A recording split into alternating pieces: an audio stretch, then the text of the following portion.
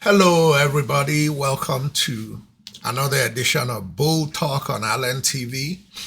This is Fred Wankwo coming to you from our studios in Chicago, where we take pride in saying that we're unconventional, we are not orthodox, we are not politically corrupt, and we don't conform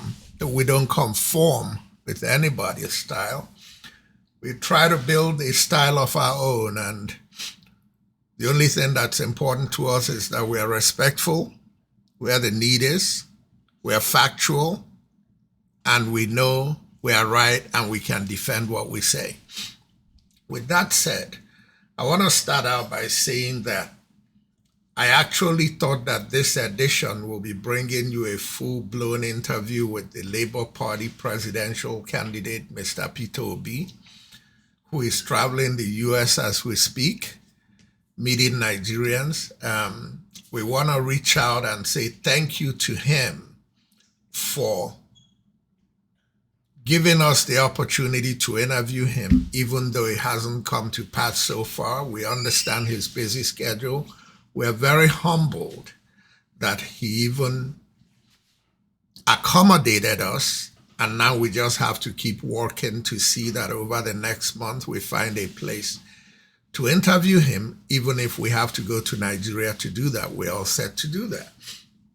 The second thing we wanted to say is that we take a lot of pride in what Mr. Obi has said, that they are not spending shishi to bribe anybody to win this election. They believe they are qualified. We believe they are qualified.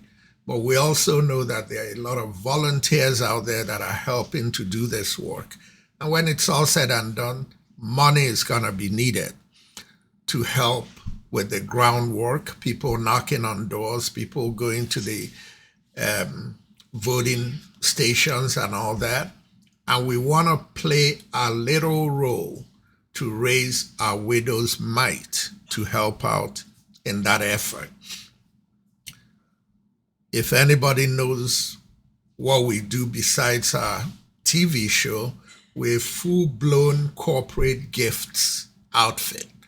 Allen Brands has access to over 750,000 things you could brand for customers. As a result, because we have that reach and we have that connection, we're able to brand very nice, rich polo shirts and very nice caps with Obi-Ahmed, obedient movement on them. And you could buy them from anywhere you are in the world.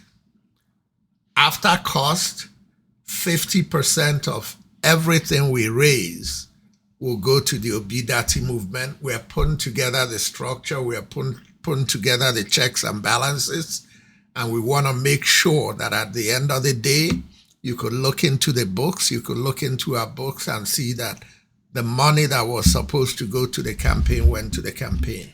We just want to be able to do our widow's mite. But I could guarantee you one thing. The items are nice, the items are beautiful, and if we succeed in doing this, if we sell 50,000 pieces of these items, that means we could actually send up to $400,000 to Mr. Obi, because $8 to $10 of everything we sell will be going to the Obi-Dati campaign. And remember, we're only selling the polos for $25, the caps for $19.99, call it $20.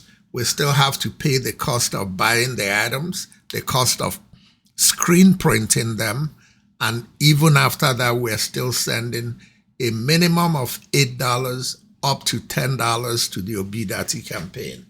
With that housekeeping out of the way, now let's get to today's edition. In this edition, I want to make it short, so I just want to bring you two sound bites, one from Dele Farotimi, the other one from Dati Baba Ahmed, and what they said about the qualification of Peter Obi his antecedents that qualify him to be the next president of Nigeria. Folks, I don't know about you, but there's no doubt in my mind that if every one of us does what we need to do, help raise money for this campaign, make sure the ones who could get their PVCs get their PVCs, make sure we help give little widow's mite to the volunteers who are going to be doing this thing, Nigerians are going to deliver in February 2023, and the next president of Nigeria will be Peter Obi. I have no doubt about that. With that said, the other thing I want to say is that, and this is very important, this coming election, contrary to popular belief, it's not going to be settled in the northern states. Fulanis and Hausas are critical to Mr. Obi winning this election. But even more critical is that all the progressives around Nigeria make sure they go out and vote, make sure they work for this. But the real critical people who this election is in their hands is the Southwestern progressives and Nigeria's youth. If the Southwestern progressives deliver, and I don't see why they shouldn't, they've been deprived since 2003. Southwest Nigeria has a lot of progressive Nigerians that really understand the critical nature of regaining our country. These are the ones who understand the critical mission of Awolowo's message. The Southwest Nigeria that Awolowo built and bequeathed to them is the Southwest Nigeria they want to regain. This is a region of very proud people. This is not a people that can sit back and be pigeonholed and controlled by one person or a little cabal within their region. In 2007, in 2011, in 2015, and in 2019, the Southwestern progressives won many elections in the Southwest, but they were rigged out of many of those elections.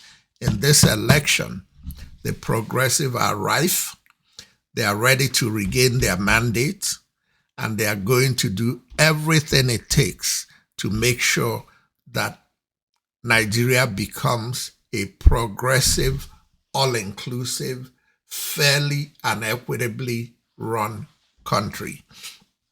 I want you to listen to the soundbite of what Dele Farotimi and Dati Ahmed said about Peter Obi. And after that, I'll come back on the other side and finish up what I have to say about this recording. Will it be correct then to say that Omoyele Sowore is your favorite candidate? If we're following ideology, I should be supporting Yele Sowore. But there is an issue that I believe needs to be addressed. Nigeria claims to be a federation, and one of the foundations of that federation is federal character. That federal character didn't come recently. It's something that has been in our constitution as far back as 1954. Going by that, as far as I'm concerned, I cannot look beyond an Igbo candidate in this race, and thanks to God, there is an eminently qualified Igbo candidate in this race, and that is the person I will be supporting. That's Peter Obi. Yes, to be precise. To be precise, that's the person I will be supporting in the coming election. Okay. I'd like to ask you, looking at the coming election, what do you fear the most about 2023 elections? Absolutely nothing. Because what's the point of fear? Fear is merely a petrifying source. It goes to the root. Petrify means that you become rooted to the spot. I am excited about the coming election. I'm excited by the energy of the youth who have been given hope by Peter Obi's ambition, or shall I say, his candidacy. Nigeria had become a hopeless place over the last 7 years, completely shorn of hope. The Buhari presidency has sucked up all the energy, all the hopes of the Nigerian people, and not everybody is going to be able to escape Nigeria. Not everyone is going to be able to run. If we are not going to run away and we are not to descend into violence, we would have to be given hope in one form or the other. And the only candidate that has energized the youth and given them hope in this season is Peter Obi. If that hope is dashed, if the Nigerian state contrives to take away what appears to be the only reason that the Nigerian youth wakes up in the morning with hope in his heart, then there will be reasons to be afraid. There will be several reasons to fear, because hope denied provokes violence. Nigeria is already violent enough as it is, but to now take away the hope that there might be some change at the end of this process, that is to be feared. Other than that, so no if fear. that happens, I am not sure that Nigeria is prepared for what is likely to happen if the people's votes are stolen or if their will is discounted. Let us be clear. EndSARS was essentially a protest of the hopeless. The only thing that appears to have energized the same people who were largely involved in that struggle is the candidacy of Peter Obi. They've been silenced in terms of noise making and we are fighting. No, everybody is facing the election. You will see a bit of exuberance that has been mistaken in some quarters for the obedient movement being combative, but that is because they've been rendered hopeless. This is the only thing they are holding on to. So for me, it's going to be an interesting time. The coming 5-6 months will be very, very interesting. But the only thing to be feared is anyone who is thinking that they might be able, at one level or the other, to truncate the hope of the Nigerian people.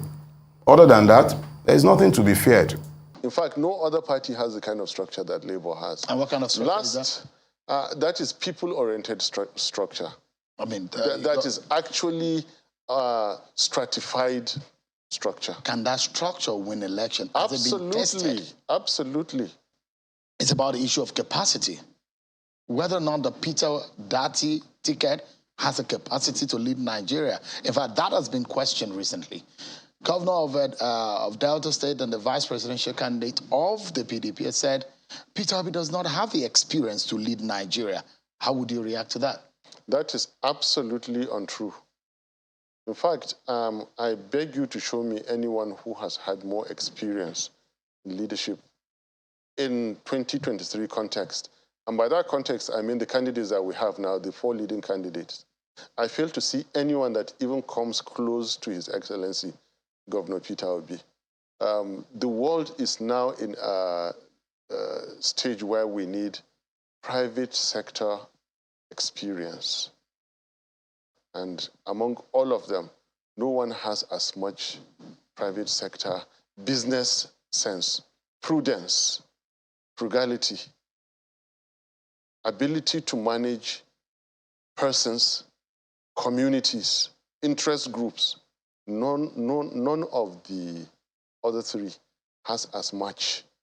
I have reached a stage now where I would just overlook and avoid calling names of any other candidate because Nigerians are already seeing and speaking. The Senate is already in impeachment mode. My case has been made. And if others are speaking what I used to say 4 years ago, I think I can move up to more important things. And that comment is a very unfair comment. And I would like to think that very soon, the maker of that comment will have to retract because it shows he has no idea about what capacity is. Reading through His Excellency Governor Peter Obi's resume, what he did in the banking industry, even before then, the businesses that he ran. Come on. And then when he became a governor from private sector, and the success that he marked as a governor for 8 years, again, How many of those who claim to have had experience before becoming governors became governors and regretted afterwards? Not Peter Obi. He is a very happy free citizen roaming all over the world and today contesting. So the gentleman, my colleague, apparently we were in the Senate together. We went to Senate together with Governor Okowa. We used to sit not too far away. I have lots of respect for him, but I least expect him to misread what capacity is. For this, So, guys, you've heard what these two respected sons of Nigeria said about Peter Obi. What gladdens my heart is that these are not said by an Igbo person. These are said by a Fulani man and a Yoruba man. In a campaign where a shameless or some shameless Igbo leaders, in the interest of their pockets, are running around discrediting a highly qualified Nigerian in Peter Obi, who has put his neck out to work for our country to regain Nigeria's mandate around the world, which is to become one of the most respected countries in the world. And this is when it's very critical for me to remind people in the Southwest, I am counting on you, the Southwest progressives. You've heard people talk about Emilokon, Otio, àwọn Kolokon, àwọn progressive Southwesterners, Lokon, àwọn unemployed youth of Nigeria, Lokon,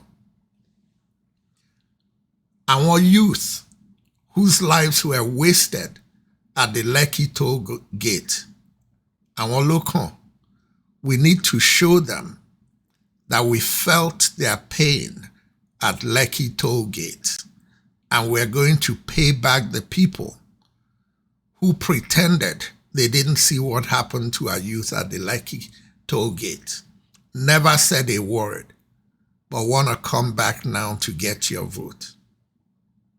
Our youth in Yellow, the deprived Nigerians across all states, our local.